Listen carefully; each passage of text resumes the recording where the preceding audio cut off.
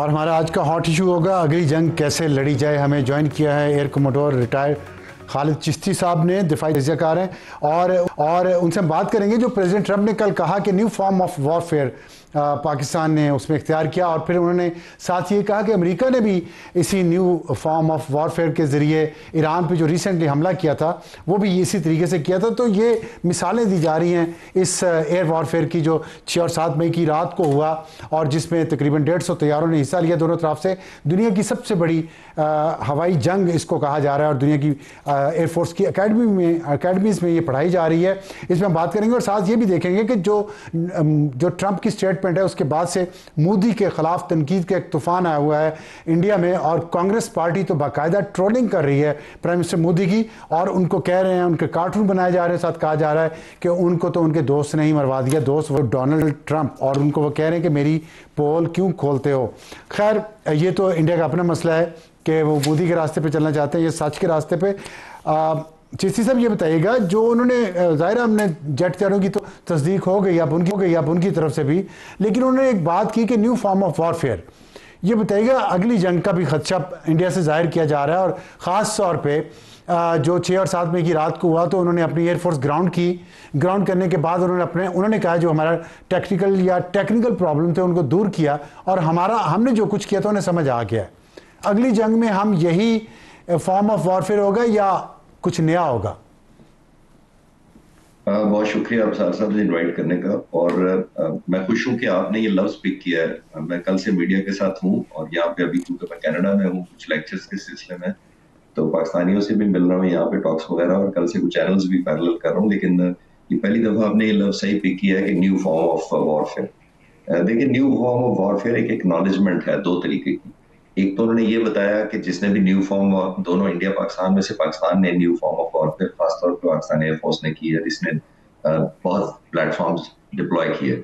दूसरा उन्होंने अमेरिका से रिलेट किया, ये बहुत बड़ी एक कॉम्प्लीमेंट ही मैं इसको लेता हूँ, क्योंकि उन्होंने कहा कि जिस तरह technologically new form of warfare हमने अप्लाई किया इस जंग में भी इस्तेमाल किया गया। हिंदुस्तान का आप देखिएगा कि कुछ अरसे में सारा जब और ज्यादा डिटेल्स आना शुरू हो जाएंगी तो आपको पता लगेगा कि उन्होंने निस्बतन पाकिस्तान की निस्बत कन्वेंशनल वॉरफेयर पे बिलीव किया है। वो सिर्फ बड़ा पैकेज लेकर आए थे, वो समझते थे कि हमारी ज्यादा स्ट्रेंथ होगी तो हम डोमिनेट कर लेंगे।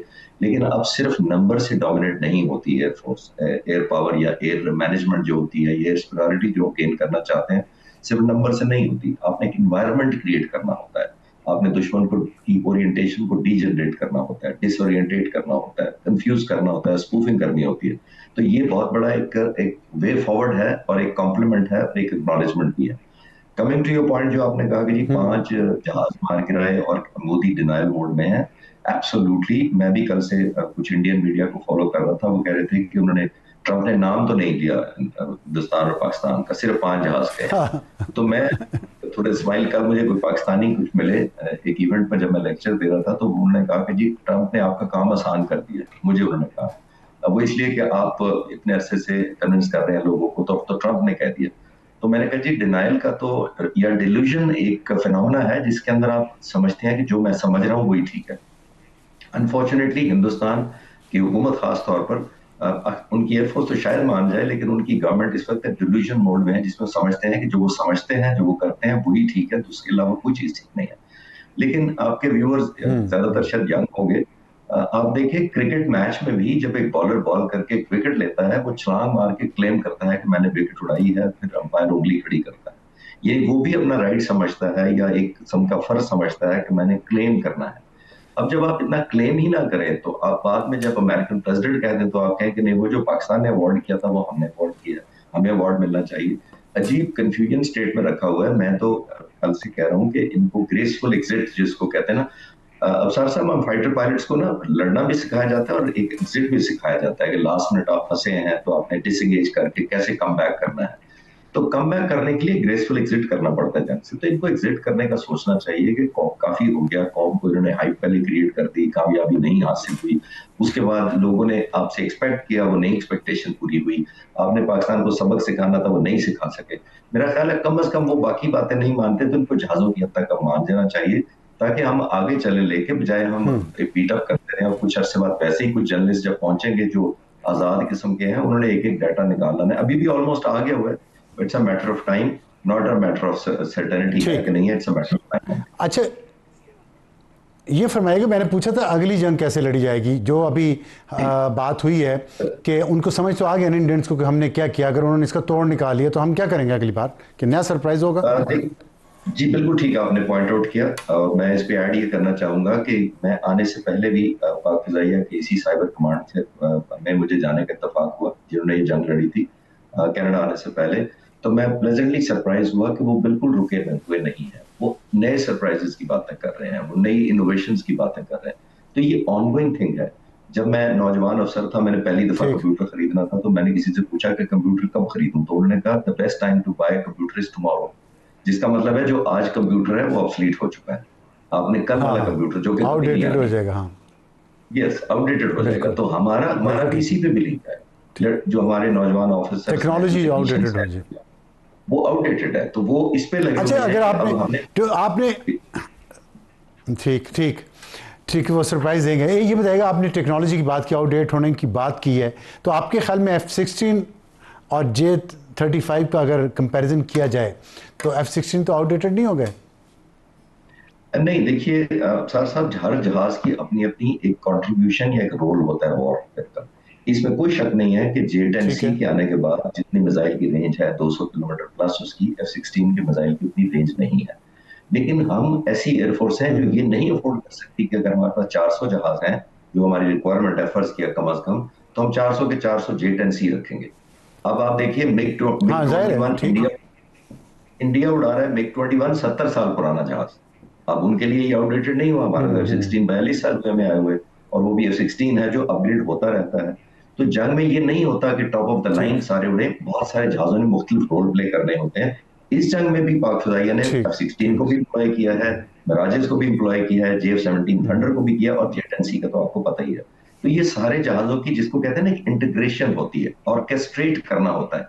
किस जहाज ने डिफेंसिव रोल प्ले करना है, किसने ऑफेंसिव रोल प्ले करना है, किसने प्रोटेक्शन देनी है, अगर हमारी कोई स्ट्राइक जाएगी तो F-16 साथ जाएगा। तो जैसे आपने नोट किया होगा, S-400 हमारे JF-17 थंडर ने तबाह की। अब अगर हमें ये सवाल किया जा सकता था कि J-10C क्यों नहीं किया, या फलां जहाज क्यों नहीं किया, तो हमने टेलर मेड किया हुआ स्पेसिफिक रोल्स के लिए कि इस जहाज के लिए बेस्ट रोल ये है, और इस जहाज के लिए ये बेस्ट रोल है। इस तरह इंप्लॉयमेंट होती है। ठीक है, ठीक है। अच्छा, ये फरमाइएगा कि जो अभी आप कह रहे थे इंडिया और मोदी, खासतौर पर मोदी हुकूमत डिनाइल में है और उनकी एयरफोर्स तो शायद मान जाएगी, तो अब 70 दिनों में 24वें बार ट्रंप ने ये बात की है कि मैंने जंग बंद करवाई और बहुत नुकसान हो रहा था और तजारत के नाम पे करवाई। तो इंडिया के अंदर से प्रेशर बढ़ गया है मोदी पे, और ख़ास तौर पे कांग्रेस पार्टी ने बहुत प्रेशर डाला है, और राहुल गांधी ने तो कहा भी है कि सच बोलें आप, कौम से कौम को सच का पता चलना चाहिए।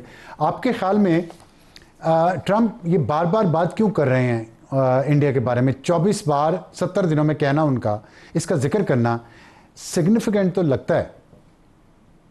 जी, आपने बिल्कुल सही ऑब्जर्व किया कि बनता है, और मेरा ख्याल ये है कि एक्चुअली उनको, जो अमेरिका को अब रियलाइज हो गया है कि इंडिया ने किस तरह एक्सप्लॉइट किया है वेस्ट को भी, अमेरिका को भी, रशिया को भी, और बाकी मुल्कों को भी।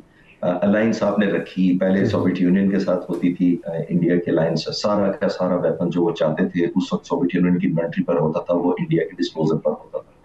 बाद में जब अमेरिका सोल सुपर पावर रह गया, तो इंडिया ने ओवरऑल अलाइनमेंट अमेरिका की तरफ कर ली कि हम आपके साथ भी चलना चाहते हैं।